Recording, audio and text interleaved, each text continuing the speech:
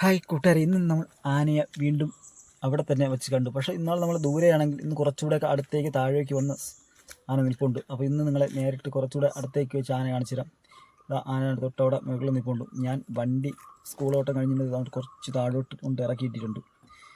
അപ്പോൾ ഇന്ന് നമ്മൾ രണ്ടാനയെ കാണിച്ചു തരാം. ഇതാണ് ഇന്നാൾ ഞാൻ ഇവിടെയാണ് വച്ച് വണ്ടി ഇട്ടിട്ടാണ് നിങ്ങളെ മേലോട്ട് സൂം ചെയ്തേക്കാണെന്ന് കാണിക്കാൻ പറ്റിയത്. പക്ഷേ ഇന്ന് ഇവിടെ തൊട്ടടുത്ത് തന്നെ ഒരെണ്ണം നിൽപ്പുണ്ട്. ഒരു ചെറുതും ഒരു വലുതാണ് നിൽക്കുന്നത്. പിന്നെ ആനയെ നമ്മൾ നേരിട്ട് കാണിക്കാം. ഒരെണ്ണം അങ്ങോട്ട് പോകുന്നുണ്ട്. അതിൻ്റെ ബാക്കിലൊരു കുട്ടി ആന ഇവിടെ ഉണ്ട്. വലിയ കുട്ടിയൊന്നുമല്ല, ചെറിയ ഒരു കുറച്ച് വലിപ്പമുള്ള ഒരു ആനയാണ്. അപ്പോൾ ഇന്ന് നമുക്ക് നേരിട്ട് കുറച്ചുകൂടെ അടുത്ത് വെച്ച് ആനയെ കാണാൻ പറ്റും.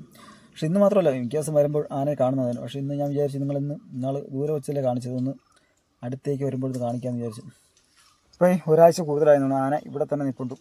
പക്ഷേ ഇത് റോഡിൻ്റെ സൈഡിലായതുകൊണ്ട് പിന്നെ വൈകുന്നേരമാണ് കൂടുതലും ഈ റോഡ് സൈഡൊക്കെ വന്ന് നിൽക്കുന്നത്.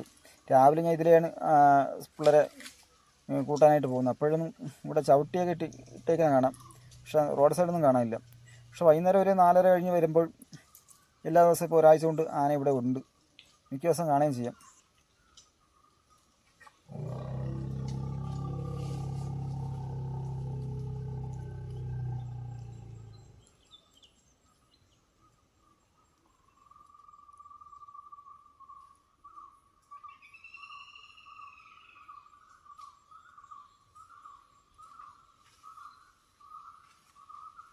അങ്ങനെ വീണ്ടും അവിടെ ആന നിൽക്കട്ടെ. അപ്പോൾ നമ്മൾ വണ്ടീനെ കൊണ്ടിട്ടേക്കുന്ന സ്ഥലം കാണിച്ചിരുന്നു.